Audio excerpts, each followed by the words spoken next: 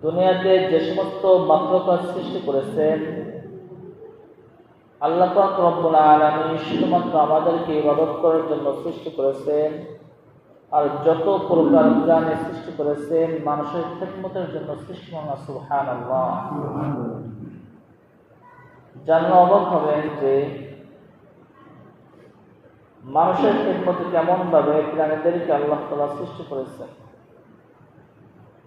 আল্লাহ পাক রব্বুল আলামিন মানুষের থেকে বিশ্ববার বেশি ক্ষমতা এই দুনিয়াতে অনেক প্রাণী সৃষ্টি করেছেন, কিন্তু আল্লাহ পাক রব্বুল আলামিন সাড়ে তিন একটা মাখলুক বানিয়ে এমন ক্ষমতার ভিতরে দিয়ে দিয়েছেন, এই পৃথিবীর ভিতরে যে প্রাণী হোক না কেন সেই জাতিকে দেখে ভয় পায়। আপনার সামনে একটা সাপ বাঁচছে, সাপটা দেখেই আপনার দিকে আসবে না, সাপটা দেখে তার নিজের জান বাঁচানোর জন্যই দৌড়াবে। কি দৌড়া না? এই ক্ষমতা দিয়েছেন কি আল্লাহ তাআলা। দেখেন জঙ্গলের কত বড় হাতি, সে হাতিকে সামান্য একটা মানুষ উপরে উঠে চালাইতেছে, মানুষের শিকারী বানিয়ে ফেলেছে। মানুষের ক্ষমতা ছিল না, আল্লাহ পাক রব্বুল আলামিন ক্ষমতা দিয়েছেন। অর্থাৎ দুনিয়ার যে সমস্ত প্রাণী হোক না কেন আল্লাহ পাক রব্বুল আলামিন মানুষের ভিতরে এতটাই ক্ষমতা দিয়েছেন, সমস্ত প্রাণী মানুষদেরকে দেখে ভয় পায়। আরো যদি মানুষ, আমি আপনি যদি মানুষ হতে পারি, যদি খাঁটি ইমানদার হতে পারি, আমার আপনার মুখে বলতে দেরি আছে, প্রাণীগুলো সরে যেতে দেরি নাই। এই জন্য আমার আপনার সর্বপ্রথম মানুষ হতে হবে, ইমানদার হতে হবে, খাঁটি মুমিন বান্দা হতে হবে। আল্লাহ রাসূল সাল্লাল্লাহু আলাইহি ওয়াসাল্লামের জামানায় হুজুর পাক সাল্লাল্লাহু আলাইহি ওয়াসাল্লাম মারা গেছেন। সাহাবায়ে কেরামদেরকে কাজ দিয়ে গেছেন যে তোমরা ইসলামের দাওয়াত দিবে। সাহাবায়ে কেরাম ইসলামের দাওয়াত দিতে গেছে, কাফের মুশরিক ইহুদি নাসারা এরা দাওয়াত তো গ্রহণ করে নাই, বরং তাদেরকে মারধর শুরু করছে। শুধু তাই নয় যে তোমাদের দাওয়াত আমাদের গ্রামে চলবে না, তোমরা চলে যাও তোমাদের যেখানে মন চায়। একদিকে গ্রাম, আরেকদিকে জঙ্গল। তারা গ্রামবাসী তাদেরকে রাখতে চায় নাই, দাওয়াত গ্রহণ করতে চায় নাই, তাদেরকে জঙ্গলে পাঠিয়ে দিয়েছে। সাহাবায়ে কেরামের দল জঙ্গলে যে অবস্থান করেছেন, অবস্থান করার পরে জঙ্গলে অবস্থা তো তেমন ভালো থাকে না। ভালো থাকে নাকি? আফ্রিকার জঙ্গল কি ভালো অবস্থা? আমি আপনি একদিন যে থাকতে পারবো? কখনোই না। সাহাবায়ে কেরামের দল জঙ্গলের ভিতরে চলে গেছে, যে বলতেছে যে আল্লাহ পাক রব্বুল আলামিন পয়গম্বরকে পাঠিয়েছেন, সেই পয়গম্বরের দাওয়াত আমরা গ্রহণ করেছি, সে একই দিনের দাওয়াত দেওয়ার জন্য আমরা এসেছিলাম। গ্রামবাসী আমাদেরকে চিনতে পারে নাই, আমাদেরকে গ্রামে থাকতেও দেয় নাই। আমরা জঙ্গলে এসেছি, যে সমস্ত ভয়ঙ্কর প্রাণী আছো এগুলো এখান থেকে বের হয়ে যাও। সাহাবায়ে কেরাম বলতে দেরি আছে, দল দল বেঁধে হিংস্র প্রাণী, বাঘ, ভাল্লুক, যে সমস্ত হিংস্র প্রাণী আছে, সাপ আছে, এগুলো বের হয়ে যায় যেন না। সুবহানাল্লাহ। এ মুসলমান, এটা ইমানের তাকওয়া ছিল, খাঁটি ইমানদার ছিল, তাদের উদ্দেশ্য ছিল দিনকে প্রতিষ্ঠিত করার জন্য। এটা দেখে আমরা যাদেরকে মার দিয়েছিলাম, যাদেরকে আমরা গ্রামে থাকতে দিনে জঙ্গলে পাঠিয়ে দিয়েছি, এখন দেখি তারা তো জঙ্গলে ঠিকই আছে, আমাদের গ্রামের দিকে বাঘগুলো আসতেছে, হিংস্রগুলো আসতেছে, হিংস্র প্রাণীগুলো আসতেছে। এই সমস্ত দেখে বলতেছে না, এটা সত্য দিনের ধর্মর কাজ করতে এসেছে। পয়গম্বর নবী করিম সাল্লাল্লাহু আলাইহি ওয়াসাল্লাম যে কথা বলেছেন, তার উম্মতগণ সেই কথা বলতেছেন, তার সাথীগণ সেইটাই বলতেছে। এটা আসলে সত্য ধর্ম। আসলে আমরা সকলে যাদেরকে তাড়িয়ে দিয়েছিলাম তাদের কাছে যাই, ক্ষমা চেয়ে ইসলাম গ্রহণ করি। ওই গ্রামের সমস্ত মানুষ অলৌকিক ঘটনা দেখে ইসলাম গ্রহণ করে। সুবহানাল্লাহ। এজন্য আমি আপনি যদি খাঁটি ইমানদার হতে পারি, আজও আমার আপনার সেই কালেমা রয়েছে, আজও আমার আপনার সেই দিন রয়েছে, আজও আমার আপনার সেই ইসলাম রয়েছে, কিন্তু আমার আপনার ভিতর থেকে মাঝখান থেকে ভয়টা চলে গেছে। আল্লাহ তাআলার সামনে যে আমাকে আপনাকে দাঁড়াইতে হবে, এই ভয়টা চলে যাওয়ার কারণে আজ আমার আপনার মুখের কথার কোনো দাম নাই। আমি আপনি মুসলমান বলে দাবি করতেছি, কিন্তু আমার আপনার কথায় হিংস প্রাণী যাবে না। এই মুসলমান আমি আপনি যদি সাহাবায়ে কেরামের মতো যদি ঈমান গ্রহণ করতে পারি, ওরকম ঈমানকে যদি মজবুত করতে পারি, আজও যদি বলি যে হিংস প্রাণী চলে যাও, ঠিক কিনা বলেন? এর জন্য আমার আপনার খাঁটি ঈমানদার হতে হবে, আর আল্লাহর ভয় অন্তরে রাখতে হবে। আল্লাহর ভয় যদি আমি আপনি যদি অন্তরে রাখতে পারি, তাহলে কি হবে?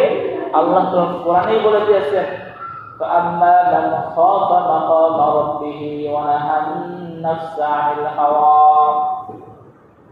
তোমাকে আল্লাহর সাথে দাঁড়াইতে হবে, তোমার নফসকে তুমি ঠিকাও, তোমার নফস যা চায় ওইভাবে চলিও না। তাহলে কি হবে? ফাইনাল জান্নাতা হিয়াল মাওয়া, জানে আল্লাহ পাক রব্বুল আলামিন তোমাকে জান্নাত দেব, জান্নাতুল মাওয়া। সুবহানাল্লাহ। এজন্য আল্লাহর ভয় রাখবো তো ইনশাআল্লাহ। আল্লাহর ভয় যদি রাখি, পরকালে আল্লাহ তাআলা মাফ করে দিবেন। এক গরীব ইমানদার বান্দা নামাজ কালাম ঠিকমতো পড়ে না, কিন্তু ভিতরে আল্লাহ তাআলার ভয় ছিল, তার অন্তরে ছিল যে আমার তো আল্লাহর সামনে দাঁড়াইতে হবে, সেদিন অবস্থা আমার কি হবে। এই জন্য যখন মৃত্যু সজ্জায় সজ্জিত, সন্তানদেরকে ডাক দিলেন, আমার সন্তান এদিকে আসো, আমি যখন মারা যাব, আমি তো তেমন ভালো কাজ করতে পারি নাই, আল্লাহ তাআলার হুকুম আহকাম মানতে পারি নাই, আমাকে একটা কাজ করো, আমি যখন মারা যাব আমার লাশটা পুড়িয়ে দিও, কিছু ছাই, পোড়ার পরে যে ছাইগুলো হবে, কিছু ছাই পানিতে ভাসিয়ে দিও, আর কিছু ছাই বাতাসে উড়িয়ে দিও। তো সন্তানরা পিতার আদেশ করেছেন, ওসিয়ত করে গেছেন, তাই করেছেন। আল্লাহ পাক রব্বুল আলামিন সেই বৃদ্ধ লোকটাকে জিজ্ঞাসা করছে যে তুমি এমনটা বললা কেন, কি হয়েছে? বলে আমি তো শুনেছি যে আল্লাহর সামনে আমাকে দাঁড়াইতে হবে, আল্লাহর সামনে আমাকে দাঁড়ায় সমস্ত কিছু বলতে হবে যে আমার জীবনটা আমি কিভাবে সাজিয়েছি। এই যে আমার একটা ভয়, ফুলসিরাত আছে, জান্নাত আছে, জাহান্নাম আছে, আমার ঠিকানা যদি একবার জাহান্নাম হয়ে যায় তাহলে অবস্থা কি হবে? বলে সত্যি কি তাই? শুধু কার ভয় তুমি এমনটা করেছো? বলে শুধুমাত্র আল্লাহ তাআলাকে ভয় পাওয়ার জন্য, যে আল্লাহর সামনে আমাকে দাঁড়াইতে হবে। আল্লাহ তাআলা যদি জিজ্ঞাসা করে যে তুমি কিভাবে জীবনটা কাটাইছো, এই ভয়ে যে আল্লাহর সামনে আমাকে দাঁড়াইতে হবে, এই ভয়ে আমার সন্তানদেরকে আমি ওসিয়ত করেছি, আমি যখন মারা যাব আমার লাশটাকে পুড়িয়ে ছাইটা কিছু পানিতে কিছু বাতাস সরিয়ে দিবে। আল্লাহ পাক রব্বুল আলামিন বলেন, যা তোর তো আমার ভয় তো তোর অন্তর ছিল, যা তোকে আমি আল্লাহ তাআলা মাফ করলাম। সুবহানাল্লাহ। এজন্য আমার আপনার ভয় যদি অন্তরে রাখতে পারি, এই দুনিয়াতে সুদ খাইতে পারবো না, এই দুনিয়াতে ঘুষ খাইতে পারবো না, এই দুনিয়াতে হারাম কোনো কাজ করতে পারবো না। এজন্য আল্লাহ তো ভয় রাখবো তো ইনশাআল্লাহ। দেখেন, এই দুনিয়াতে যদি সন্তান যদি পিতাকে ভয় না পায়, সন্তান যদি মাতাকে ভয় না পায়, এই সন্তান কোনোদিন কিন্তু আদবওয়ালা সন্তান হতে পারে না, পিতার আবদ্ধ সন্তান হইতে পারে না। ঠিক আমি আপনি যদি আল্লাহকে যদি ভয় করতে পারি, গুনাহের কাছ থেকে আমি আপনি বেঁচে থাকবো এবং ভয় রাখবো তো ইনশাআল্লাহ। সর্বকাজেই উস্তাদকে যদি ছাত্র যদি ভয় না পায়, সেই ছাত্র কোনোদিন ইলম শিখতে পারে না, সেই ছাত্র কোনোদিন বড় হইতে পারে না। এই জন্য ভয়টা আমার আপনার রাখতে হবে। সন্তান যেমন পিতাকে ভয় পায়, দুনিয়াতে যে সমস্ত মাখলুকাত সৃষ্টি করেছেন আল্লাহ পাক রব্বুল আলামিন শুধুমাত্র আমাদেরকে ইবাদত করার জন্য সৃষ্টি করেছেন, আর যত প্রকার প্রাণী সৃষ্টি করেছেন মানুষের খিদমতের জন্য সৃষ্টি। সুবহানাল্লাহ। জানলে অবাক হবেন যে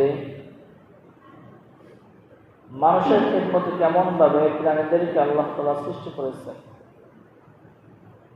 আল্লাহ পাক রব্বুল আলামিন মানুষের থেকে বিশ্ববার বেশি ক্ষমতা এই দুনিয়াতে অনেক প্রাণী সৃষ্টি করেছেন, কিন্তু আল্লাহ পাক রব্বুল আলামিন সাড়ে তিন হাত একটা মাখলুক বানিয়ে এমন ক্ষমতার ভিতরে দিয়ে দিয়েছেন এই পৃথিবীর ভিতরে যে প্রাণী হোক না কেন সেই জাতিকে দেখে ভয় পায়।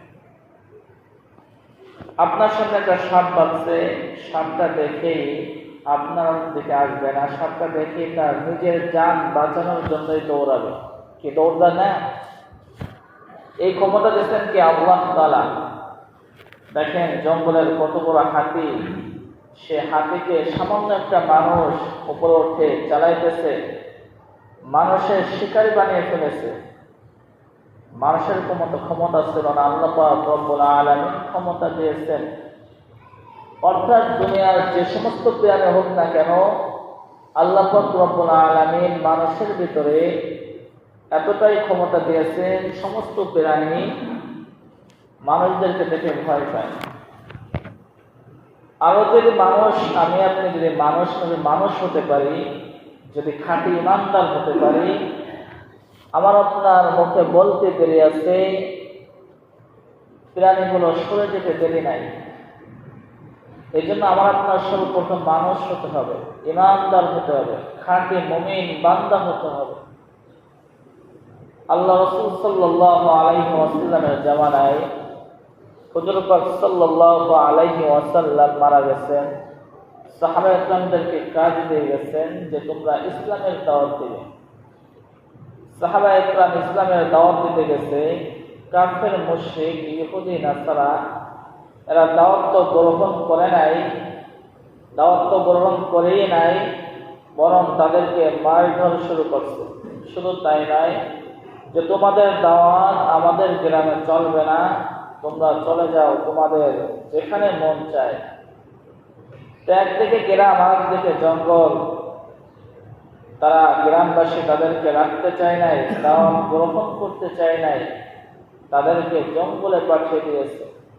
সাহাবায়ে কেরামের দল জঙ্গলে যে অবস্থান করেছেন, অবস্থান করার পরে জঙ্গলে অবস্থা তো তেমন ভালো থাকে না। ভালো থাকে নাকি? আফ্রিকার জঙ্গল কি ভালো অবস্থা? আমি আপনি একদিন যে থাকতে পারবো? কখনোই না। সাহাবায়ে কেরামের দল জঙ্গলের ভিতরে চলে গেছে, যে বলতেছে যে আল্লাহ পাক রব্বুল আলামিন পয়গম্বরকে পাঠিয়েছেন, সেই পয়গম্বরের দাওয়াত আমরা গ্রহণ করেছি, সে একই দিনের দাওয়াত দেওয়ার জন্য আমরা এসেছিলাম। গ্রামবাসী আমাদেরকে চিনতে পারে নাই, আমাদেরকে গ্রামে থাকতেও দেয় নাই, আমরা জঙ্গলে এসেছি। যে সমস্ত ভয়ঙ্কর প্রাণী আছো এগুলো এখান থেকে বের হয়ে যাও। সাহাবায়ে কেরাম বলতে দেরি আছে, দল দল বেঁধে হিংস্র প্রাণী, বাঘ, ভাল্লুক, যে সমস্ত হিংস্র প্রাণী আছে, সাপ আছে, এগুলো বের হয়ে যায়। যেমন সুবহানাল্লাহ। এ মুসলমান, এটা ইমানের তাকওয়া ছিল, খাঁটি ইমানদার ছিল, তাদের উদ্দেশ্য ছিল দিনকে প্রতিষ্ঠিত করার জন্য। এটা দেখে আমরা যাদেরকে মার দিয়েছিলাম, যাদেরকে আমরা গ্রামে থাকতে দিনে জঙ্গলে পাঠিয়ে দিয়েছি, এখন দেখি তারা তো জঙ্গলে ঠিকই আছে, আমাদের গ্রামের দিকে বাঘগুলো আসতেছে, হিংস্রগুলো আসতেছে, হিংস্র প্রাণীগুলো আসতেছে। এই সমস্ত দেখে বলতেছে না, এটা সত্য দিনের ধর্মর কাজ করতে এসেছে। পয়গম্বর নবী করিম সাল্লাল্লাহু আলাইহি ওয়াসাল্লাম যে কথা বলেছেন, তার উম্মতগণ সেই কথা বলতেছেন, তার সাথে কোনো